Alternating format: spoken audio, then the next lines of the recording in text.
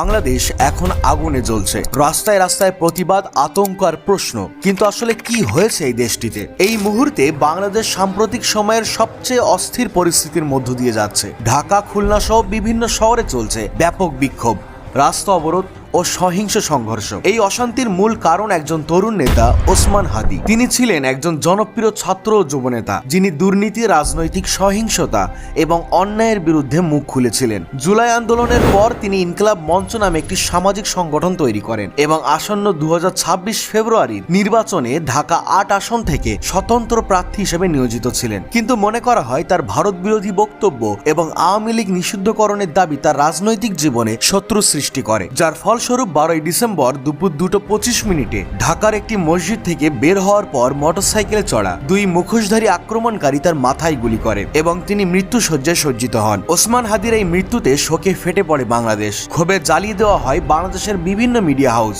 অবরোধ করা হয় রাস্তা এবং বিক্ষোভের আগুনে ঝলসে যায় দেশটি। ওসমান হাদির মৃত্যুকে কেন্দ্র করে বাংলাদেশের আন্দোলনকারীরা বিষ উগড়ে দিচ্ছে ভারতবর্ষের উপর। বাংলাদেশে প্রতিবাদের সঙ্গে সঙ্গে চলছে অ্যান্টি ইন্ডিয়া স্লোগান আর অ্যান্টি ইন্ডিয়ান বক্তব্য। কিন্তু কেন তারা চরমভাবে ভারতের বিরোধিতা করছে? এই বিষয়ে তোমাদের মতামত অবশ্যই কমেন্টে জানিও।